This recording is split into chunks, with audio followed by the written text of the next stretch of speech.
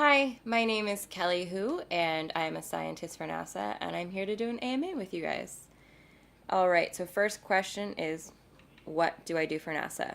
I'm the chief scientist for cryogenics at NASA, which means I study very cold things, how objects, environments, and specifically right now, how people respond to the cold. Next question. Why? Okay, follow up. Why do you study extreme cold?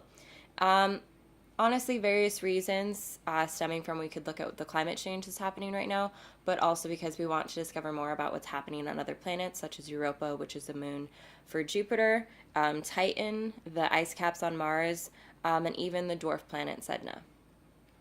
Um, so things like cryosleep. Actually, yes, exactly like cryosleep. We are doing our own form of what Tor4 hibernation is, essentially what animals go into when they go into hibernation. For every animal, it's different. But we wanted to figure out how we could do that for humans in a way that would not harm them. So we started looking at what slows down the body, and we realized we've actually been doing this for many years, specifically in surgery when someone's in critical condition, and we want to slow down how fast their body's processing everything, so hopefully we can save them. So what it does is it lowers your temperature and your metabolism. And then this way, people can be in a sleep when they travel to hopefully Jupiter soon, or who knows where for science exploration. But we need to have people in that sleep because space travel is very different in time than when you travel from a plane to another place. So we want to keep our crew safe because if you were awake that whole time, you could probably go insane and either cause harm to yourself or other people and potentially kill them. It's a very serious thing to look at. And we just want to, sorry. It's been a long day. I was in the lab yesterday for about 14 hours. Apologize. But that's pretty much everything about cryosleep. All right. It looks like Kat Kelly asked, does that mean you're going to freeze internal organs? No. I cannot stress enough, we do not freeze internal organs. I know there was a study back done, I think in 1967. People were experimenting on brains. You can't do that. Pretty much if you were to freeze someone's organs, it would probably kill them. So that's not what we're here doing. Are there any planned missions back to the moon? Honestly, no. The moon has been explored many times, and due to the lack of atmosphere and the extreme radiation there, it just ends up causing more harm to our astronauts.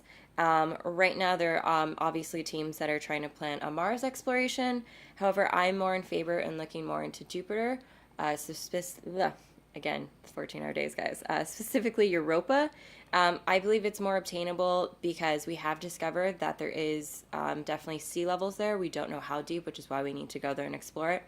We also are aware that there's atmosphere on the planet, which means that, one, we can then potentially survive there, and two, there might already be life there. So if there is life, how are they surviving and what is keeping them sustainable? So I'm very excited for us to potentially, hopefully, explore more of that.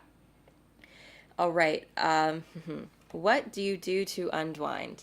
I'm a huge, huge fan of Scrabble. And my husband and I actually cited how much we started a game about 2.5 years ago and we didn't want it to end.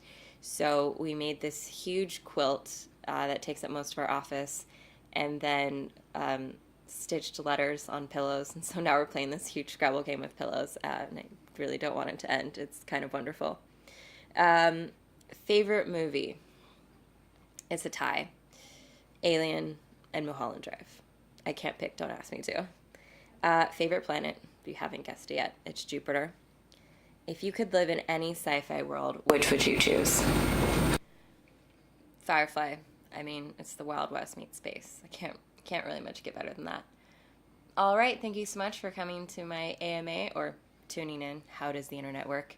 I will hopefully be doing another one of these soon. I'm working on cryosleep experiments right now, so I'm very excited to keep you updated on